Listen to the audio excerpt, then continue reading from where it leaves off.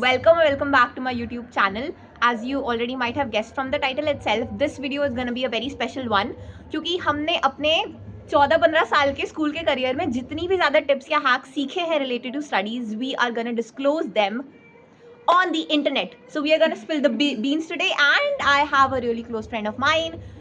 Her name is Susajita. You can call me Sajja.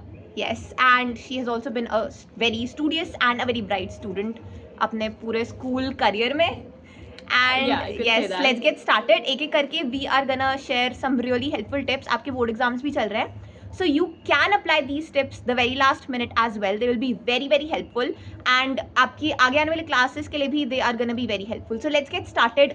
Make sure you watch the video till the very end because we are gonna disclose tips which you might never have heard because they are our secrets. So let's get started.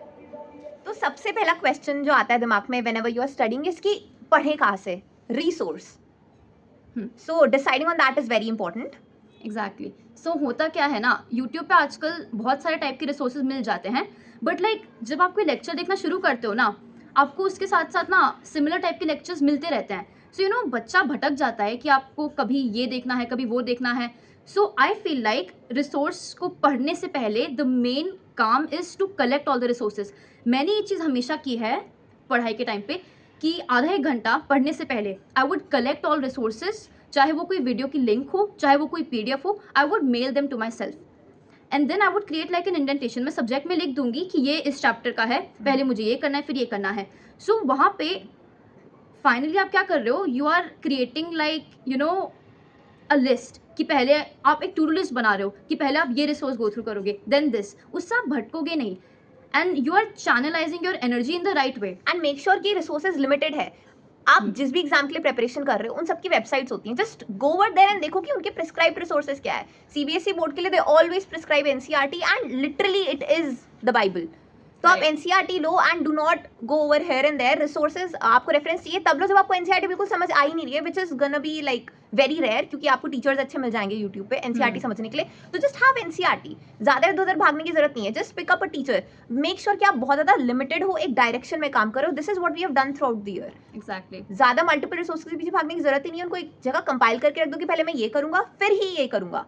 अगर नहीं होता है वो तो दूसरे पे मत जाओ, एटलीस्ट एक चीज़ कंप्लीट करो, वरना you will be all over the place और कुछ ढंग से नहीं होगा. तो मेक श्योर कि बुक्स तुम्हारी क्लियर है, टीचर्स कौन से हैं क्लियर है, कौन सा तुम्हें टेस्ट या सैम्पल पेपर करना है वो क्लियर है. And take your time.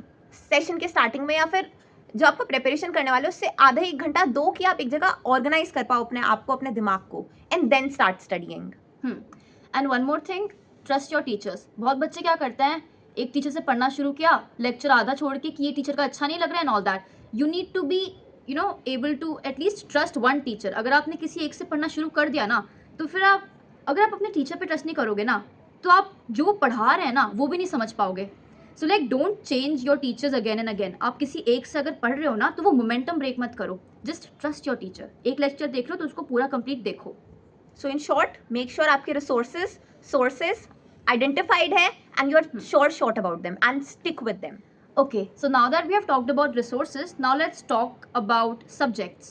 Subjects majorly दो टाइप के होते हैं, या तो वो conceptual होंगे या तो वो थोड़े रट्टाफिकेशन वाले होंगे. So let's talk about conceptual subjects first, like science and maths.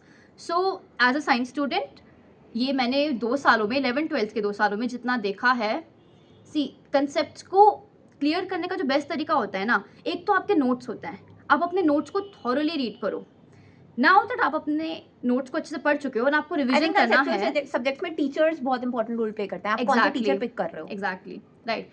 And मैंने एक चीज़ बहुत यूज़ की है कि यूट्यूब पे ना छोटे छोटे कॉन्सेप्ट वीडियोस होते हैं. तो आपको क्या करना है, NCERT में ये बहुत अच्छी बात है, NCERT में जस्ट ओपन योर इंडेक्स. उसमें इंडेक्स में सारे टॉपिक्स होते हैं.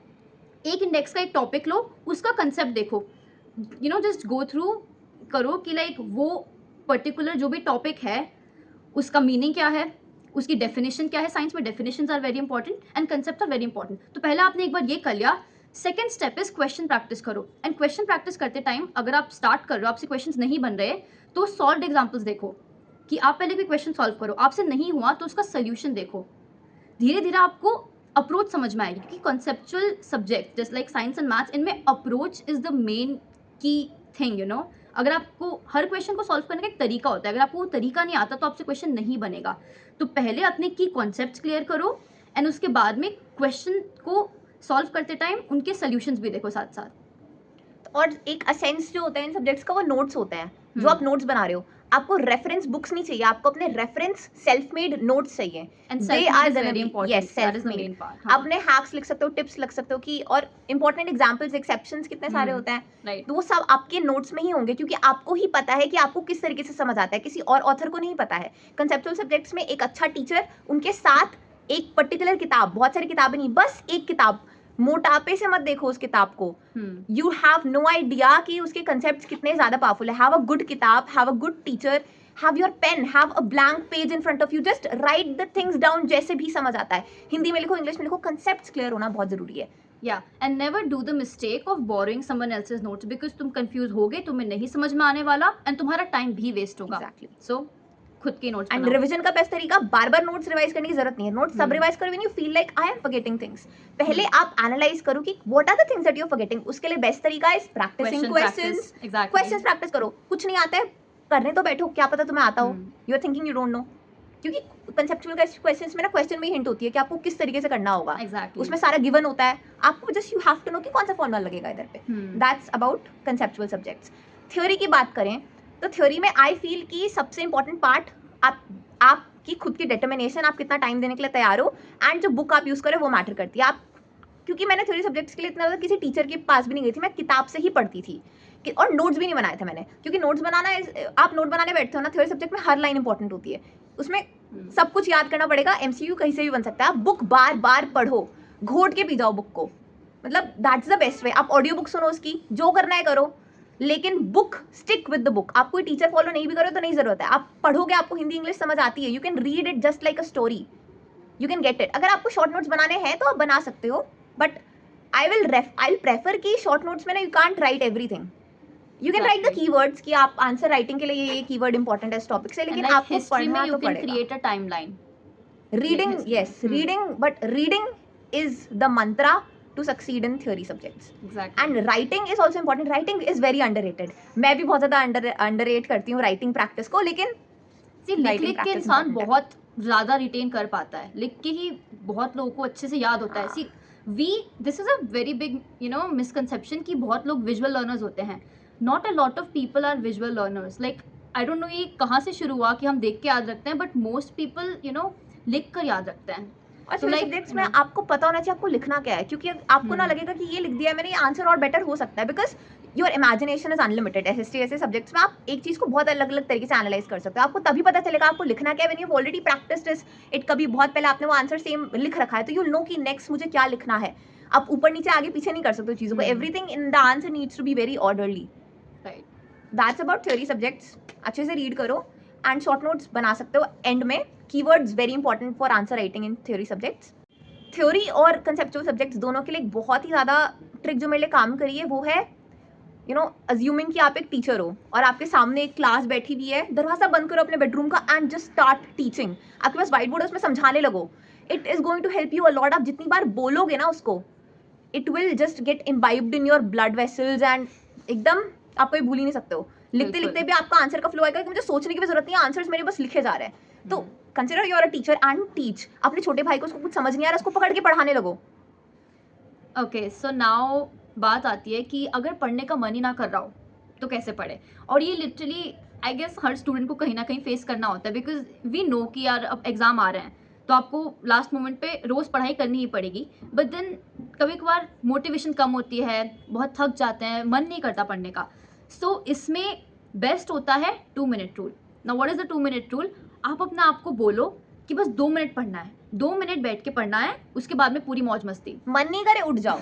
एग्जैक्टली, बस 2 मिनट, बस 2 मिनट। सो आप जब 2 मिनट पढ़ने बैठोगे ना, वो 2 मिनट बहुत इंपॉर्टेंट है। उन 2 मिनट में ना आपको अपना बेस्ट देना है, एकदम अच्छे से पढ़ना है। और अगर उन 2 मिनट में आप अपना पूरा बेस्ट जी जान लगा दोगे ना, तो एक बार जब इंसान स्टार्ट कर देता है ना कुछ, तो आप काइंड ऑफ उसमें इंडल्ज हो जाते हो। तो फिर वो स्टार्ट करना ही मुश्किल होता है, राइट? तो अगर आप अपना आपको स्टार्टिंग में मोटिवेशन दे दो कि बस 2 ही मिनट तो पढ़ना है, तो आपके लिए वो स्टार्ट करना ईजी हो जाएगा, क्योंकि एक बार मोमेंटम बन गया ना तो बस फिर यूल कीप ऑन गोइंग। और एक सबसे इंपॉर्टेंट बात ये है कि हम मोटिवेशन का यूज करते हैं to you know carry the action, but I think action is your motivation. Don't wait for motivation, just get into the action. Motivation खुद आएगी. एंड दूसरी चीज़ ये कि आप रिवॉर्ड ओरिएंटेड स्टडीज कर सकते हो. आप अपने टारगेट्स के साथ एक रिवॉर्ड उसके साथ एसोसिएट कर दो कि I'll get myself a piece of chocolate, I'll go out for a walk, chat with my friend, watch a movie. आधे घंटे की मूवी देख लूंगा मैं, फिर बाद में बात एक एक करके देखूंगा जैसे जैसे मेरा टारगेट्स होता रहेगा. तो दिस मोटिवेट्स यू कि अब तो मैं करूंगा. I have done this a lot. Exactly. And remember, dedication over motivation always. Now अगर इन सब के बाद भी पढ़ने का मन ना करे तो क्या किया जाए? नाउ सी, ये चीज़ ना मैंने बहुत किया है. मैं क्या करती थी ना, मेरा पढ़ने का मन नहीं होता, तो जब पढ़ने का मन नहीं होता ना, तो मैं प्लान बनाने बैठ जाती कि पढ़ना कैसे है. देखो, बोर इंसान होता है पढ़ने में, बट जब अगर मैं बैठ के अपनी टू डू लिस्ट बनाना शुरू कर दूँ ना, लाइक आई एम राइटिंग कि हाँ टू डू लिस्ट, आज मैं ये करूँगी, ये टारगेट है मेरा, वो इतना बोरिंग नहीं होता है ना. ऑनेस्टली मुझे काइंड ऑफ बहुत मज़ा आता है वो चीज़ें करने में. सो नो, अच्छे से एक अपना नोटबुक खोलो, उसमें अच्छे से लिखो कि आज मैं ये करूँगी, वो करूँगी, एंड यू नो सून आपको थोड़ा अच्छा फील होने लग जाएगा एंड आपका काइंड ऑफ मन करेगा वो चीज़ करने के लिए. लाइक आपको बस you know first of all you need to figure out कि आपको अच्छा क्या लगता है. जैसे मैं अपनी बात करूँ तो मुझे यू नो ड्राइंग, ये सब यू नो डेकोरेट करके सब कुछ एकदम परफेक्टली ऑर्गेनाइज करना बहुत पसंद है. जो एनवायरनमेंट है तो वो चेंज करने की कोशिश कर सकते हो. अगर आप एक ही स्टडी टेबल पे इतने टाइम से पढ़े हो, just you can go to your friends house या फिर बाहर गार्डन में बैठ के पढ़ लो. We have done this a lot. हम हफ्ते में इधर उधर शिफ्ट होते रहते हैं कि भाई ठीक है दोस्तों के साथ पढ़ लेते हैं. पढ़ना जरूरी है. आप अपना एनवायरनमेंट चेंज कर सकते हो. एनवायरनमेंट थोड़ा सा कमरा मैसी सा हो रखा है, उसको ऑर्गेनाइज करने बैठ जाओ, आधा घंटा लगाओ, लेकिन you yourself feel the motivation to study. Humans crave change, you know. तो रोज आप ये this is one of the reasons why मन नहीं होता पढ़ने का. आप रोज एक ही जगह पे बैठ के पढ़ते हो तो बहुत बोरिंग सा फील होता है. तो लाइक शी सेड, हमने बहुत बार किया है. जब मैं इसके घर पे पहली बार गई पढ़ने के लिए, हमने लाइक बिना बात करे पूरे time we were just studying, because एक दूसरे को देख के मोटिवेशन मिलता है. एग्जैक्टली. लाइक आपका फिर मन ही नहीं करता टाइम वेस्ट करने का, you know. And one more thing, let's आप अपने फ्रेंड के घर नहीं जा सकते हो. मैंने अपने एलन कोचिंग के ऑनलाइन फ्रेंड्स के साथ ही बहुत किया. हम गूगल मीट पे मीट बनाते थे, कैमरा ऑन करके माइक ऑफ करके हम पढ़ते थे. YPT जैसा ऐप या फिर वो फॉरेस्ट जैसे ऐप जो आपके स्टडी टाइम रिकॉर्ड करते हैं. फिर आपको यू नो वो बहुत फन सा गेम सा होता है. बनी YPT वाला बहुत अच्छा, एक बार देखना. आप अपने कम्युनिटी बना के उसमें साथ में पढ़ सकते हो, तो मोटिवेशन मिलता है बहुत ज़्यादा और बच्चों को देखकर.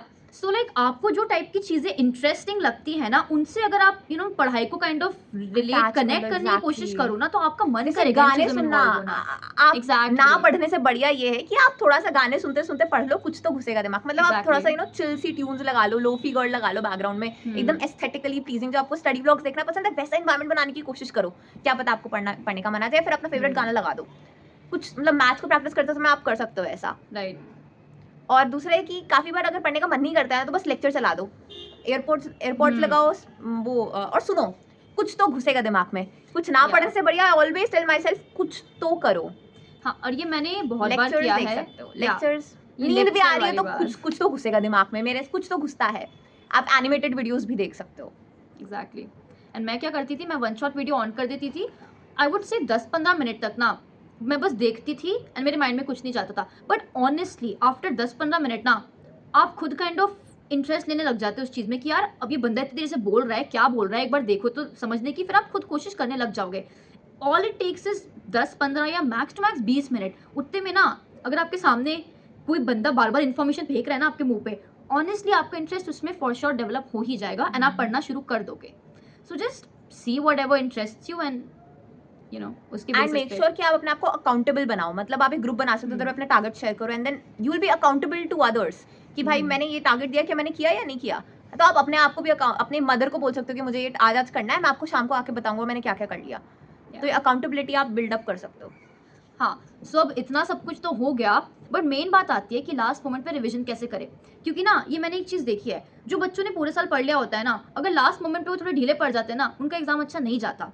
एंड जिन बच्चों ने पूरे साल पढ़ाई नहीं की, हम उनमें से हैं, बट देन लास्ट मोमेंट पे आके अगर उन्होंने अपना बेस्ट दे दिया ना, तो इनके भी बोर्ड में 97-98 परसेंटेज बने थे, मेरी भी 96 बने थे. वो एंड मोमेंट पे पढ़ के ही हुए थे. क्योंकि अगर आपने एंड मोमेंट पे अपना बेस्ट दे दिया ना, वो एंड मोमेंट के एफर्ट्स मैटर करते हैं. तो लास्ट मोमेंट पे रिवीजन कैसे किया जाए? तो सबसे बेस्ट तरीका तो आई थिंक एक्टिव रिकॉल का होता है. आपने एक टॉपिक पढ़ा, और ये लास्ट मिनट का ही नहीं, आप साल भर भी कर सकते हो. आपने एक टॉपिक पढ़ा, जस्ट क्लोज द बुक. फिर आपके पास व्हाइट बोर्ड या ब्लैक बोर्ड कुछ भी है, उसमें लिखने लगो कि क्या क्या पढ़ा मैंने, या फिर ऐसी इधर उधर वॉक करके ना एक्टिवली रिकॉल करने लगो क्या क्या पढ़ा मैंने. This works a lot. This is like very much similar to आपने जो टीचिंग वाला बोला था, but active recall is what it's called actually. आप क्विजेस खेल सकते हो, ऑनलाइन फ्लैश कार्ड्स है, उनके थ्रू रिविजन कर सकते हो, तो you can make your revision more fun and indulging this way. या एंड अगर स्पेसिफिकली बोर्ड्स की बात करें तो लाइक मैंने पहले भी मेंशन किया, एनसीईआरटी का index page, like you have no idea NCERT का इंडेक्स पेज, सिर्फ वो इंडेक्स पेज मेरे लिए कितना इंपॉर्टेंट रहा है 10th के लिए. वो इंडेक्स पेज पे जो टॉपिक्स लिखे हैं ना, पहली बात तो ना बच्चों को ये याद ही नहीं रहता कि चैप्टर में चीज़ें क्या हैं. अगर आपके माइंड में टॉपिक्स क्लियर है ना कि हाँ ये चैप्टर है, उसके ये टॉपिक है, ये टॉपिक है, ये टॉपिक है, आप ना टॉपिक्स को कोरिलेट करने लग जाओगे. वो correlation between topics is important. तो एनसीईआरटी के इंडेक्स वाले पेज पे वो इंडेक्स का पेज खोलो, एक एक टॉपिक को देखो एंड रिकॉल करो कि इस टॉपिक में मैंने क्या पढ़ा था, and you would be able to relate not just topics but also chapters. That will help you a lot. Formula sheets के थ्रू रिवाइज करो. खुद की नहीं बनाई है तो ऑनलाइन बहुत सारी अवेलेबल है. फॉर्मुला शीट्स के थ्रू रिवाइज करो, शॉर्ट नोट्स के थ्रू रिवाइज करो. खुद के हैं तो खुद के, वरना नहीं है तो ऑनलाइन रेफर करो, ढूंढो, beg your friends for some, क्योंकि दैट्स द ओनली वे. और मेक श्योर कि रिविजन आप, अगर आप स्टार्टिंग से you are very much vigilant, तो आप स्टार्टिंग से ही रेगुलर इंटरवल्स में अपना रिविजन करते रहो कि चलो मैंने अभी चैप्टर पढ़ा तो 1 महीने बाद आई गो थ्रू इट अगेन. फिर क्वेश्चंस प्रैक्टिस करना रिवीजन का बहुत अच्छा तरीका होता है. एसएसटी साइंस मैथ्स में आप बार बार चैप्टर नहीं पढ़ोगे, क्वेश्चंस के थ्रू ही रिवीजन होता रहेगा. तो क्वेश्चंस प्रैक्टिस करते रहो, सैंपल पेपर्स करते रहो, and never feel like it's too late. Okay, क्योंकि जब जागो तब सवेरा. ऑनेस्टली बहुत बच्चे लास्ट में आके मोटिवेशन लूज कर देते हैं कि अब तो कुछ नहीं हो सकता. ट्रस्ट मी भाई, एंड मोमेंट पे सब कुछ हो सकता है. हम कर सकते हैं तो तुम भी कर ही सकते हो भाई. अपने फ्रेंड्स के साथ मीट में घुसकर डिस्कस कर लो टॉपिक्स, एक दूसरे को पढ़ा लो, वो कुछ पूछे तुम कुछ पूछो, इस तरीके से क्विजेस खेल सकते हैं, एज आई ऑलरेडी सेड. तो रिवीजन, और कुछ लोगों का रिवीजन का तरीका होता है कि फुल फ्लेजेड रिवीजन करते हैं, किताब खोल के पूरा. मैंने किया हुआ है बहुत बार एसएसटी में, बहुत किया मैंने.